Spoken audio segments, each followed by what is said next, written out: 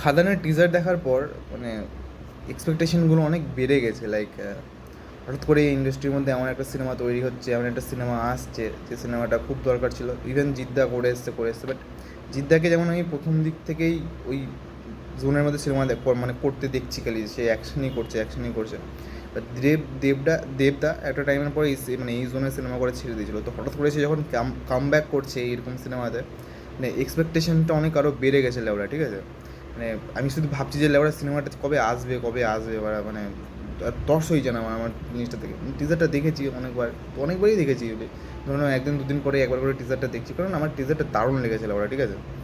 এবার সিনেমাটার টিজারটা এমন হয়ে গেছে না, সিনেমার প্রতি আরও এক্সপেকটেশন বাড়িয়ে দিয়েছে। এবার আমার ভয় এটাই হচ্ছে যে এই সিনেমাটা মানে নিজের এক্সপেকটেশনের উপর মানে দায়ী থাকতে পারবে তো লেওড়া। মানে বিশাল চাপ লাগছে যে ওরা এত এক্সপেকটেশন করছে, লোকজন মানে এত কিছু নিয়ে বলছে এই সিনেমাটাকে নিয়ে যে এই করতে পারে ওই করতে পারে। মানে শেষে এরকম হবে না তো যে সিনেমাটা হেগে দিল ওরা?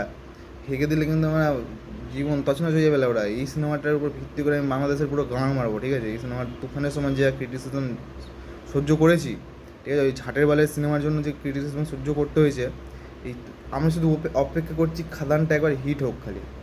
এবার হিট হোক, আমি বাংলাদেশের যেভাবে গাঁড় মারবো, ঠিক আছে, ফারাক্কার ব্রিজও খুলবো না, আমি নিজের ধন নিয়ে এমন গাঁড় মারবো ওদের, ঠিক আছে, যেমন গাঁড় মেরে একদম ফাটিয়ে দেবো মানে ওদের গাঁড়। আমি আমি শুধু অপেক্ষা করছি যে কবে মানে কী বল খাদানটা রিলিজ হচ্ছে।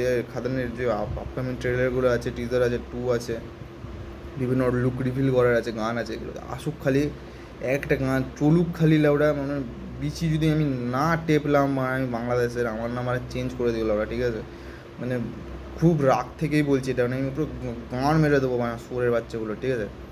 তো এক্সপেকটেশন অনেকটা বেড়ে গেছে খাদান নিয়ে লেওড়া, ওই জন্য না ভয় লাগছে যে লেওড়া মানে কিছু হয়ে না যায় লেওড়া। তো টেনশন চলছে। তোমাদেরও কি আমার মতো টেনশন হচ্ছে বানা? তোমরাও কি বাংলাদেশের গান মারতে চাও? তাহলে বানা আমাকেও বলো যে গান মারা, আমাকে নতুন নতুন আইডিয়া দাও কীভাবে গান মারা যায়। আমি বাংলাদেশের পুরোপুরি গান মারবো, ওদের গান মেরে গেছে, আরও গান মারবো, আমি দাঁড়িয়ে গান মারবো ওদেরকে, ওদের মুখে গান মারবো মানে, ঠিক আছে?